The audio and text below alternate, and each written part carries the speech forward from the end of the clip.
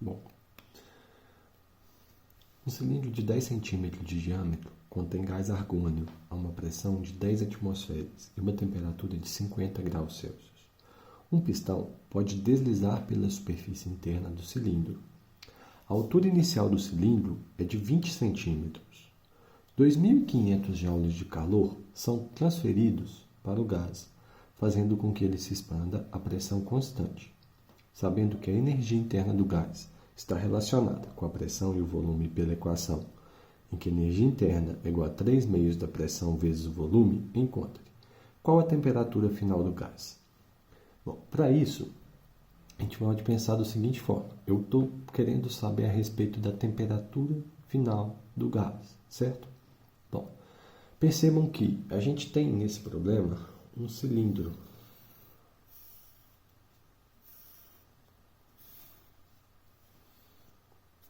Nesse cilindro, a gente tem um pistão.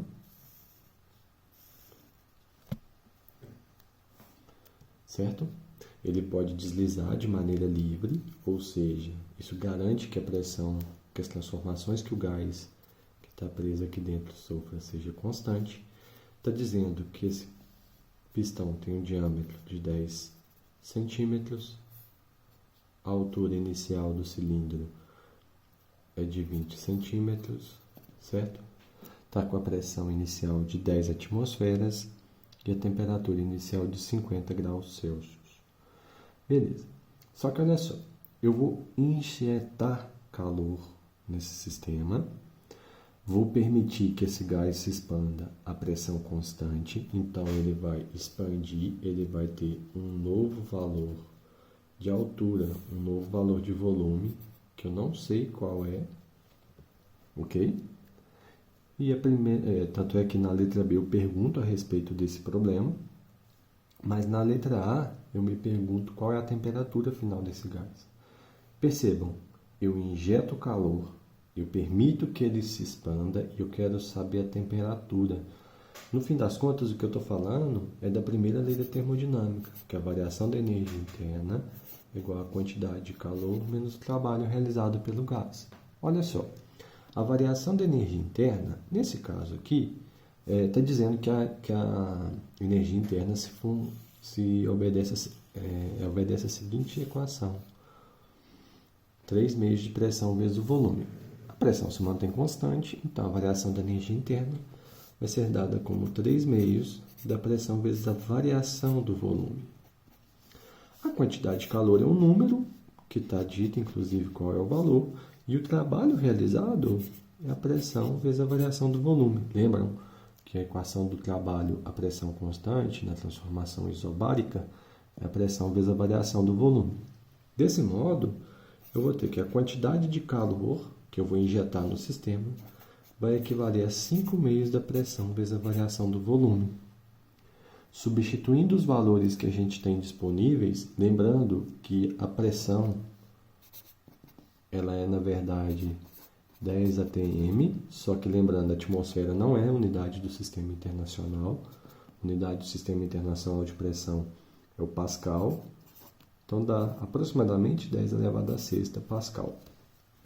De modo, então, que eu posso resolver esse nosso problema e encontrar que a variação do volume desse meu sistema vai ser igual a 10 elevado a menos 3 metros cúbicos.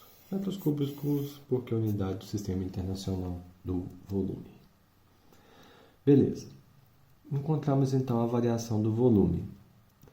Agora, mas eu não quero isso, eu quero a temperatura final do gás, correto? Beleza. Mas vamos lá, a gente pode trabalhar uma relação. O argônio é um gás bastante inerte, então ele poderia ser tratado como um gás ideal. E obedecer a seguinte relação: pressão vezes o volume sobre a temperatura é igual a pressão vezes o volume sobre a temperatura no segundo estado. Uma transformação isobárica, então a pressão não vou precisar. Então eu tenho que o volume 1 sobre a temperatura 1 é igual ao volume do estado 2 sobre a temperatura do estado 2. Só que, olha só, a variação do volume é o volume 1 menos o volume 2. Portanto, o volume 2, que eu não sei qual é, vai ser igual à variação do volume mais o volume 1. Só que a variação do volume eu sei. A gente acabou de encontrar na relação utilizando a primeira lei de termodinâmica. Então, vamos lá. O volume 1, eu tenho que ele vale π vezes r ao quadrado, a área da base do cilindro, vezes a altura inicial, que vale 20 centímetros, sobre a temperatura 1. Bom, a temperatura inicial é de 50 graus Celsius. Precisa estar em Kelvin. Ele é equivalente a 323 Kelvin. O volume 2, eu não sei qual é, mas eu sei que ele vale a variação de volume mais o volume 1 sobre o valor da temperatura 2.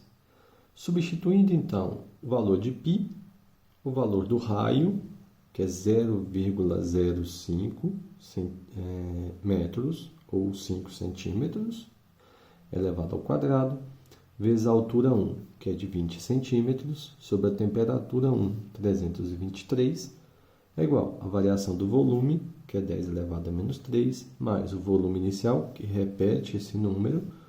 Isso vai ser igual, dividido pela temperatura 2, eu consigo isolar que a temperatura 2, então, é igual a 10 elevado a menos 3 metros cúbicos, vezes π de 0,05 ao quadrado,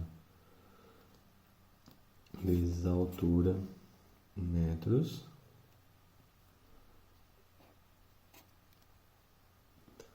tudo isso multiplicado pela temperatura inicial, tudo isso agora dividido por π de 0,05 ao quadrado, vezes 0,2 metros. A minha temperatura 2 vai ser de 528,1 Kelvin. Na letra B, eu quero saber o comprimento final do cilindro. Para isso, vai ficar bem de boa, né? A gente já viu aqui que a variação do volume é o volume 1 menos o volume 2. Eu já tenho a variação do volume, já tenho o volume 1, é só calcular e descobrir o valor do volume 2. Ou escrevendo, né? A variação do volume é o volume 2 menos o volume 1.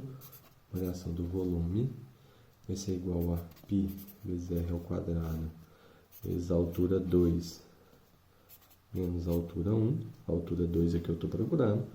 A minha altura 2 vai ser igual a 32,3 centímetros. Ok? Simplesmente substituir a minha resposta, substituindo os valores do sistema internacional. A minha resposta vai estar no sistema internacional e o valor é de 32,3 centímetros. Ok? Beleza.